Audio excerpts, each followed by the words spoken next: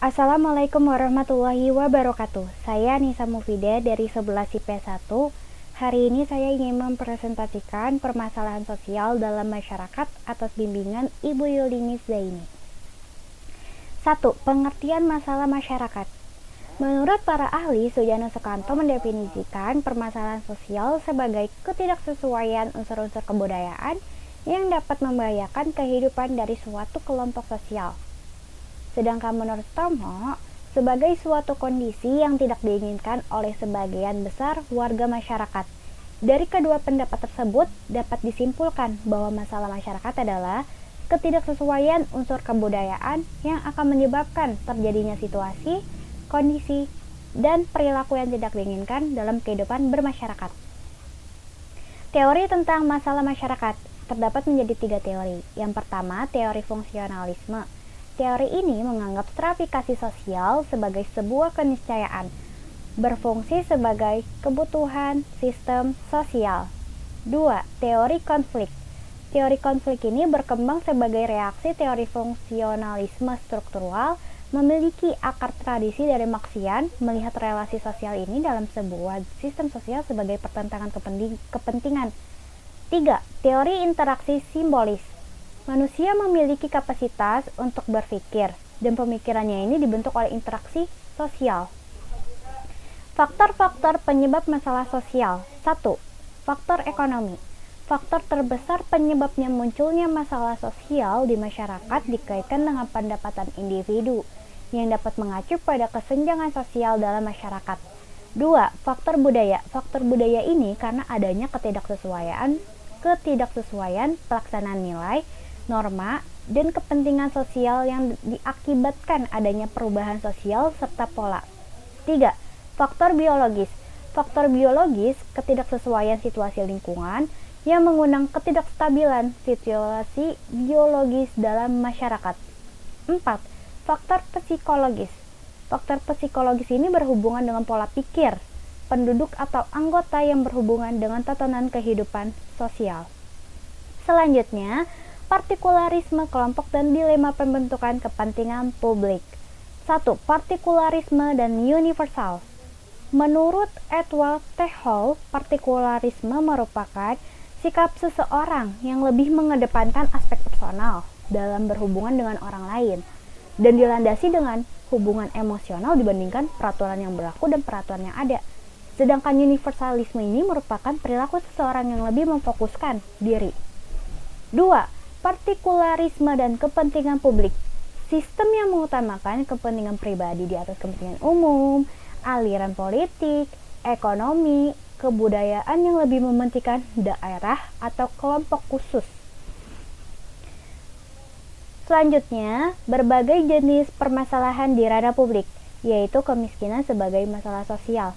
Kemiskinan adalah suatu keadaan di mana terjadinya ketidakmampuan untuk memenuhi kebutuhan dasar seperti makanan, pakaian, tempat berlindung, dan lain-lain. Kemiskinan dapat disebabkan oleh kelangkaan alat pemenuh kebutuhan dasar ataupun sulitnya akses terhadap pendidikan maupun pekerjaan. Kemiskinan menjadi masalah sosial karena ketika kemiskinan mulai merambah atau mulai bertambah banyak, maka angka kriminalitas juga akan saling meningkat dan bertambahnya juga banyak. Saat ini, banyak yang menerjemahkan kemiskinan ini sebagai pangkal penyebab masalah sosial dan ekonomi, sehingga ada batas pemisah dalam interaksi maupun komunikasi antara orang yang berada di tingkatan bawah maupun tingkatan yang atas. Selanjutnya, bentuk-bentuk kemiskinan. 1. Kemiskinan kultural. Kemiskinan kultural ini kemiskinan yang terjadi sebagai akibat kebiasaan atau sikap masyarakat dengan budaya yang santai dan tidak mau memperbaiki taraf hidupnya, seperti masyarakat modern. Contohnya, suku Baduy yang teguh mempertahankan adat istiadat dan menolak kemajuan zaman. 2. Kemiskinan struktural. Kemiskinan ini terjadi karena struktur sosial tidak mampu menghubungkan masyarakat dengan sumber daya yang ada. Contohnya, masyarakat Papua yang tidak mau memanfaatkan dari privat. 3. Kemiskinan subjektif. Jenis kemiskinan ini terjadi karena seseorang memiliki dasar pemikiran sendiri dan beranggapan bahwa kebutuhannya ini belum terpenuhi secara cukup, walaupun orang tersebut itu tidak terlalu miskin. Contohnya, pengemis musiman yang muncul di kota-kota besar. 4. Kemiskinan alamiah. Kemiskinan ini terjadi karena alam sekitar dan langkahnya akan sumber daya alam. Contohnya, masyarakat di benua Afrika yang tanahnya ini mengalami kering dan tandus. 5. Kemiskinan relatif. Bentuk kemiskinan yang terjadi karena pengaruh kebijakan pembangunan yang belum menyentuh semua lapisan masyarakat. Contohnya, banyaknya pengangguran karena lapangan pekerjaannya sedikit dan belum terbuka banyak. Terakhir, kemiskinan absolut. Bentuk kemiskinan di mana seseorang atau keluarga memiliki penghasilan di bawah standar kelayakan atau di bawah garis kemiskinan. Contohnya, keluarga yang kurang mampu. Selanjutnya, faktor-faktor penyebab kemiskinan.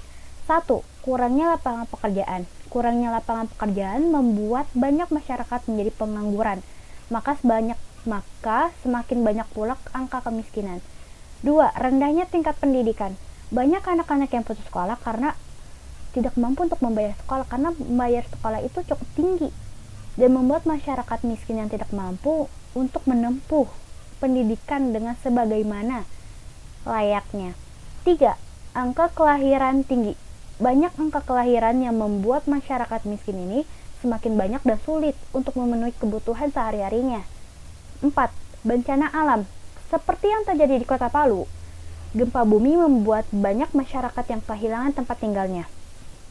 5. Kurangnya pelatihan soft skill yang dilakukan oleh pemerintah. Kurangnya keahlian seseorang dalam menjalankan pekerjaan dapat membuat seseorang itu kehilangan pekerjaannya. Mungkin karena tidak benar atau tidak tepat dalam bekerja. Yang terakhir, terjadinya kriminalitas, angka kematian yang tinggi, dan munculnya konflik di masyarakat. Selanjutnya, kebijakan mengatasi kemiskinan. 1. Menciptakan lapangan kerja baru. 2. Memberikan bantuan pendidikan secara gratis. 3. Mendirikan balai latihan kerja. 4. Membuka peluang investasi. Dan yang terakhir, memberikan subsidi serta keterampilan gratis. Sekian dari saya, kurang lebihnya mohon maaf. Wassalamualaikum warahmatullahi wabarakatuh.